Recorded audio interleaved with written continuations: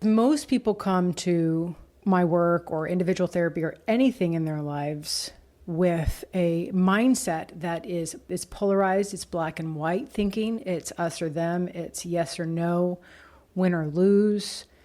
And there's not a bunch of thought in between.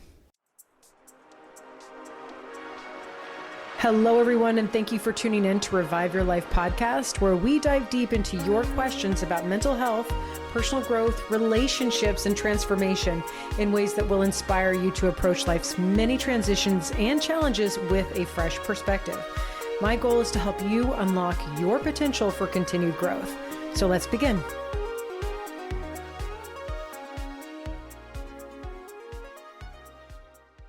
Hello and welcome back to Revive Your Life podcast. My name is Bianca Grace. I'm your host, therapist, yogi / self-development enthusiast, meaning that I really want to give you the tools through these podcasts to think more fully about any of these concepts that I'm bringing up. And I think I'll be able to explain today why this is so important, and the way that I'm structuring these podcasts and in disseminating this information, I think, is in a way that will increase your flexibility of mind and sophisticate your ability to think about these things for yourself. So we are often taking in information in bits and pieces, and a lot of compartmentalization in our learning processes. And I'm here to kind of take down those boundaries and bring it all together so you form a more full thinking around these subjects. Because, of course, here the topic today is on rigidity and flexibility and communication, actually, which is really going to bring it full circle and show you how it's applied. Because most people come to my work or individual therapy or anything in their lives with a mindset that is polarized. So I'm defining rigidity now in some ways is that it's polarized. It's black and white thinking. It's us or them. It's yes or no, win or lose.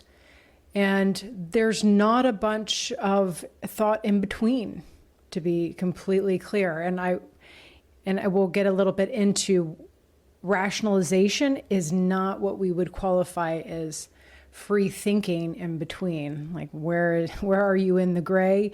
Where are you on the spectrum of understanding something? Rationalization does not qualify to, actually it reinforces rigidity. And people come to, our brain works this way. So this is something that is developmental, and we're not really learning how to think beyond it. So we all have these issues, especially around aspects of our lives that, or thinking or relationships that we have learned about from negative experiences. So our brain is a predictive machine in some ways, obviously more complex than that, but that's where a lot of rigidity stems from. And some of the negative experiences or trauma or the way we make sense of what happens to us in childhood imprints in a very rigid or polarized black and white way, and imprinted emotionally so. Like, again, there is a power to this. We can really even create ideas about ourselves that are extremely negative in relationship to negative situations happening to us, not understanding that we did not deserve that, or that other person had a problem that wasn't about you, but because you only have you to relate to, if you're a child, especially if you're not being parented properly or with guidance. Children use themselves as platforms for understanding, and to survive their situation, go, wow, if that person acted that hot, that angry about me doing this, I must be terrible, powerful to be able to bring an adult to that state. And I'm bad because they're not happy.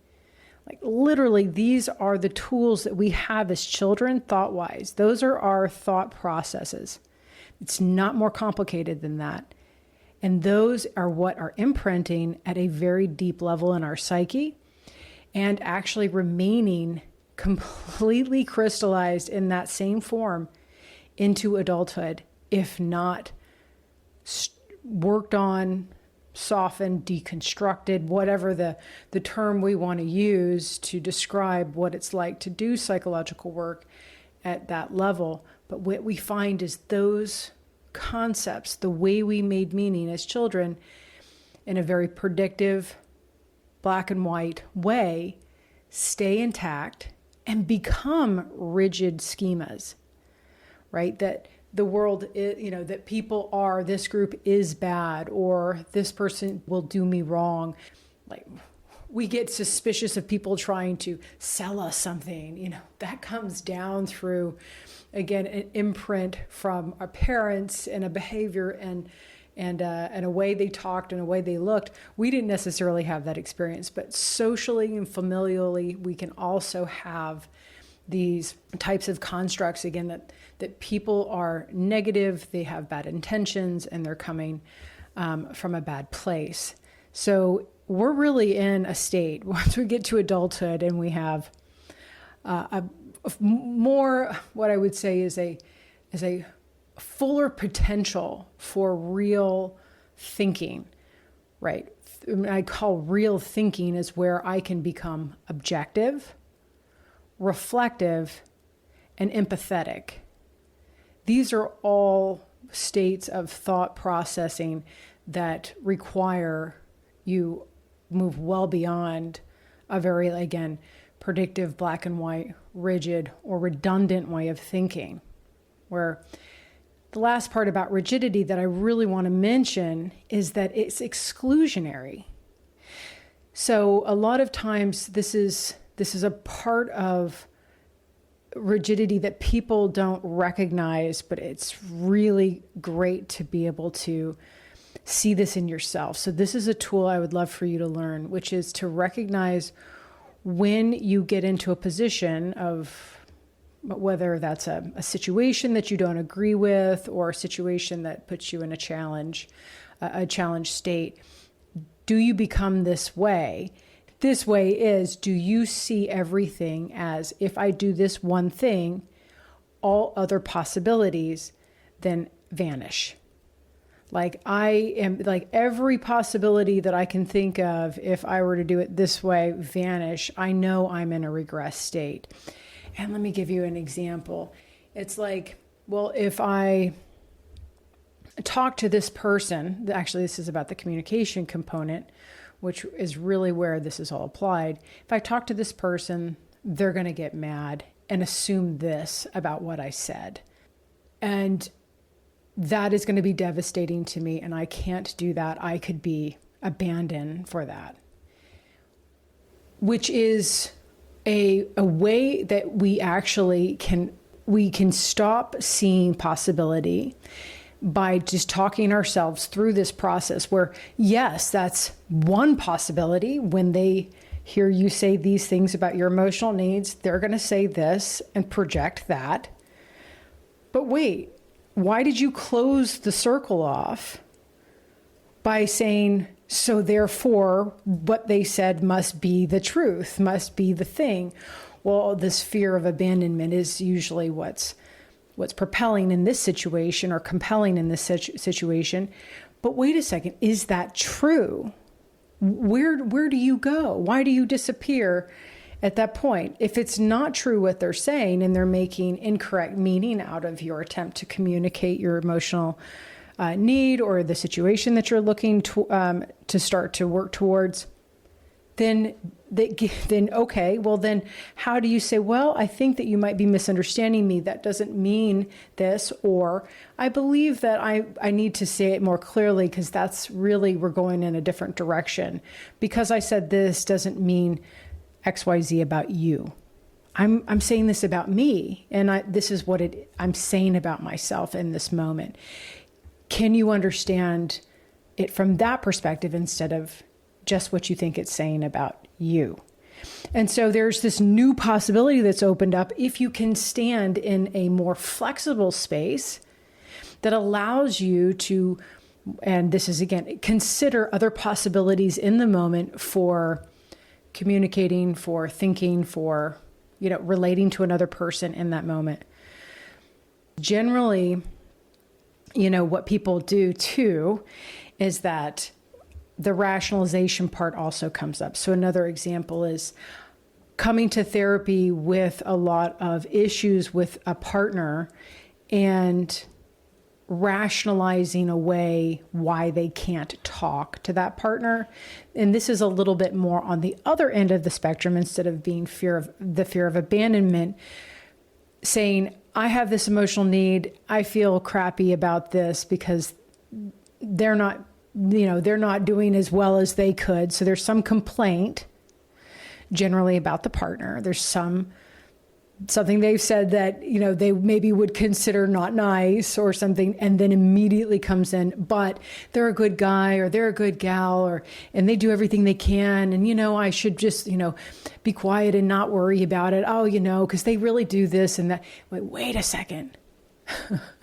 Okay, here we go again. And this is actually, again, a way of closing down possibility. So what I find is that when rigidity around things that we need to do that would create challenge in our lives, or just all out challenge, it's so interesting, is that people will pick chaos over trying to develop a more organized approach that, yes, has frustrating components because that's what's required to grow. Nobody grows in, an incubator as far as like your mind is concerned. You need frustration, challenge, some amount of stress to develop. We need support as well, but the other component is just as important. I say this is because when we talk about rigidity, there's really one end of the spectrum or the other. It's all fear and avoidance, or it's rationalization and guilt. And some amount of, I think, the fear, avoidance, and anxiety, they can be all mixed together there, even though anxiety has a different effect. But we won't get into that necessarily right now. But rigidity is often defined, it defines how what we would call mentally healthy someone is, or how, actually, and I think that this is the mental illness part. I'm not really interested in labeling people, because I think this is more of a thought, an issue with not understanding how their mind works from an early age, and how this rigidity has become something that is not helpful and making them feel very badly, making them feel sick or confused, very depressed, obsessive.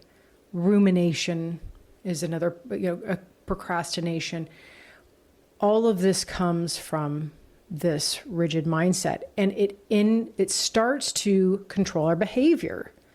So not only does our mind act this way, but then our mind think this way, but then it causes our body to act a certain way, and certain behaviors become very difficult.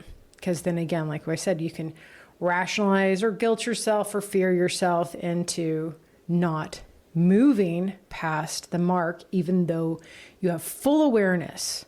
Even in a rigid mind state, you have full awareness of the fact that you're in a problem area, that you're having an issue, and that you would love to fix this, and that your emotional need is this, or you really want to get here. It's just there's no bridge. There's nothing between. So what I really like to help people to do is start to recognize that this is happening, that in every situation possible that they bring up, generally, if it's a problem situation or a negative situation, the predictive outcome is terrible. So they're not wanting to go there. I say, okay, let's open up the possibility and we need to become more flexible in mind for a moment and hypothesize. Play devil's advocate with yourself, or say, well, what if I did this? That would leave me in a little bit of I would feel uncomfortable too. And the other person might have to feel uncomfortable for a time, but, possibly there's a light at the end of the tunnel and we might work something out. So we have to come full circle. We have to do what I call a rule of 3. We have to have our challenge. We have to be able to hypothesize certain ideas around like hypothesize, meaning if I do this, what would happen? How would I deal with it?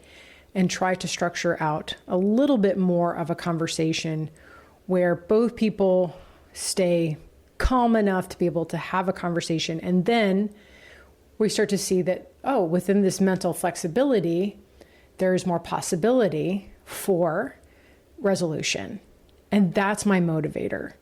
No longer am I letting my end game be fear, abandonment, rejection, something terminating, right? That's not helpful. So we have to have our end result being a possibility, a solution, a reward, a growth moment, getting into alignment more with ourselves. So this was what's required generally to start to take these steps towards, okay, let me see what I can do.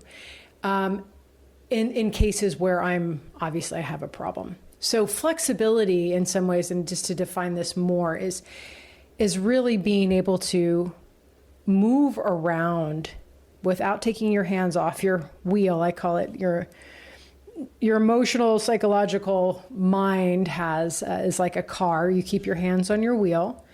But if I want to go over to the right lane, what is that about? If I want to look at it from like an empathetic standpoint, which is your lane, but I don't want to take my hands off my wheels, so that's empathy, not sympathy. To stay thinking from both vantage points without losing touch with myself. And that actually can be really challenging if you're not of the same mind or of the same opinion as the other person. But it improves flexibility. It improves your ability to stay in states of even discomfort for a time so that there's more health and longevity to the muscle. I mean, you just almost can think of the mind like a muscle that needs to be stretched in order to grow in length and breadth and width and capacity. So empathy is one state. And the other, like, let's go, if we're in the middle lane, let's go to the left lane, and that would be objectivity. Can I get into a place where I see what I'm saying and the other person is saying from a place that is more objective, where I'm not becoming emotional and really I can speak about what it is that I'm trying to communicate about, not in an overly rational way, but in a way that is devoid of accusatory language, more I statements, and things like this. And I think people don't recognize that that's really powerful in communicating, is to stay objective. Like, I am feeling this way.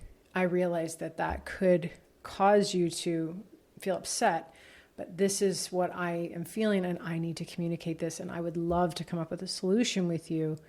And I'm bringing this up in order to do that, right? That's the goal, not to attack, but I am coming from this place. And that can be really powerful, to be able to use I statements to communicate where you're coming from and ask a person to meet you halfway.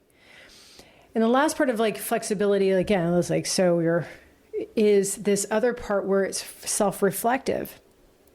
So after a conversation has happened, or after, you've had empathy or objectivity and you're communicating, what about reflection? And this is where I think a lot of people can get into trouble, is their self-reflective processes are actually pretty rigid. They follow thought loops that are going to, well, maybe because he didn't agree with me at the end, or she just really said that I was being selfish for doing that. I am being selfish. That's not reflective. That's taking what that other person said, making you bad or them bad, back to rigidity, who's bad, me or you, and then pulling yourself back into that pattern of, now let me see how many times I can draw this thought loop and get back in on myself to a place where I'm uncomfortably comfortable to remain with this situation as it is. Because going back around that circle, is, again, I'm back to the fear-based thinking, I'm back to the anxiety, and I've turned everything inward. So That's self-reflection. So that's not what it is, but that's what a lot of people end up doing after the fact. I say self-reflection is instead really taking the time to consider where you came from in that conversation. What was the outcome? This is your life we're talking about. We probably put more effort into writing a summary after a business meeting or something, or, what was the summary? You'll definitely put a lot more effort into why don't you summarize, possibly in order to start developing self-reflective skills, a summary of a conversation, or thinking about, hey, how did I show up? How did they show up? What were some of the things that were possibly discussed that were positive? I mean, meaning that you got maybe to a little bit more of a cooperative understanding, meaning that there wasn't just two ways in the room. There was something that you were trying to do that where your needs and their needs were coming together. That's cooperative. What was cooperative about the conversation and what wasn't? And in those areas that it wasn't, it's important to go, okay, well, is there anything in me that I need to take responsibility for? Why was that not productive? Or why couldn't we get somewhere in that? And so really self-reflection is just that. Is there something that I can continue to reflect on within myself that says, ooh, well, maybe because I'm being rigid around that, or that this is really a sticking point for me, and this is why, and I'm not making this more of a point because I'm scared to, go out on a limb. I'm really hoping they change that so I can stay put. This is how in relationships that a lot of people stay for a long period of time in situations where it really isn't serving them or the other person, to be completely honest, regardless of, again, who's right, who's wrong, not the point. It's staying in this self-reflective state helps you to really wonder about, again, if you're asking, what are you looking for, and what are your intentions? What are your motivations? And how was that addressed? And really getting to what's underlying even the desire to talk about these things with your partner or talk about these things with someone. It's so important to be able to stay self-reflective, because in that is, I think, overall the personal growth journey that lasts a lifetime. It's not an over-analytic place. It is a place that allows for your authenticity, meaning like whatever you don't like. I mean, those kinds of things. It can, your interests as they change, spontaneity, all sorts of cool stuff. So self-reflection allows for a lot of possibility, and it's not overdoing it. It's a huge resource for us to learn more about ourselves instead of keeping ourselves the mystery. And the only thing that we let out is some emotional impulse every once in a while, and then pull it back in. So self-reflective thought is something to cultivate, whether that's within you personally, as it changes over time. We are always in some state of flux or change or growth if we develop this part. And that increases, what I say again, is not just flexibility, but what I talked about in the beginning was sophistication, or making our model more complex and interconnected. So we're really opening up our mind, right? We're becoming more flexible and open, and we're starting to fill in that space with real understanding of ourselves so that we can feel more confident in the world again, not like a little child or an adolescent or somebody that was really subjected to society or parents or bullying or trauma or this or that. No. Let's get to a place where we're growing again. So literally, and filling in the blank or filling in that space with self-reflective thought, with experiential, I keep saying this, we need to experience life in order to fill in that blank. We also need to really push ourselves to apply, go out on a limb and apply these concepts, both in our personal life when no one's looking, and then out in the world when everyone's looking, and that's the thing, is that I feel like in this work, people can intellectually understand all of this, and I love to explain it. But the bottom line is if you're not applying this on a daily within your mind and your life in some way that helps you, and there's all these tools, journaling, you name it, meditation, breath work. There's so many things that start to help us stay in spaces or find places within our lives where we can become reflective. But getting down to wanting to get down, it's really about wanting to get down to the root of something and finding yourself, your own self, an incredible mystery and part of this. I'm part of this process, this life that's incredibly interesting. And the more that you find yourself interesting and the journey into yourself interesting, I think the more the blank is filled out with what's already there, and the potentials just starts to, again, dots start to connect. Parts of your past that you've closed off can be retrieved. It's a beautiful thing, meaning your creativity, your spontaneity, your open-mindedness that you also had as a child. So, and we have our whole life to explore this. So we don't want to get into rigid institution structures and all these different things just to see if we can figure out how to get through one more day and stick to the program. Not the point. And it's not going to grow mind or your ability to develop yourself. And so if we think about identifying rigidity for what it is, learning how to call a spade is how I like to put it, really thinking about every time I get in a rigid mind state, I'm going to call it out. I'm going to open up. I'm going to stretch it out. I'm going to say, hey, there's some possibility in here.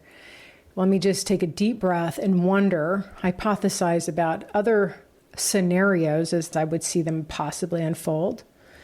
And then if I can get in that state, possibly it's time to communicate to another person or to myself about what's coming up. And that is a place to stay objective, again, empathetic and reflective. And there's places for all of this in your own personal time, but also in a space of an actual conversation. You can, if you practice these things, you can actually hold on to all of that and practice it within an actual dialogue. And it takes listening skills and all sorts of cool stuff. But the whole point is afterwards that you do not collapse back on yourself because you put yourself out there, but find again, that's rigidity. And I'm back to flexibility and opening up possibility for myself and what other options could happen if I stuck to my guns this time, or I actually did the thing that I said I had a boundary on, So taking that risk and trying out new experiences in life that will help you to expand your character and your possibilities again for yourself and your growth. So that was a little longer than the other ones, but I hope that you see how all of this connects in like a holistic model and use some of this within your own practice each day, within your relationships. And let me know if you have any comments or if you have any questions about that. I would love to answer them. Okay, so I'll see you next time. Thank you.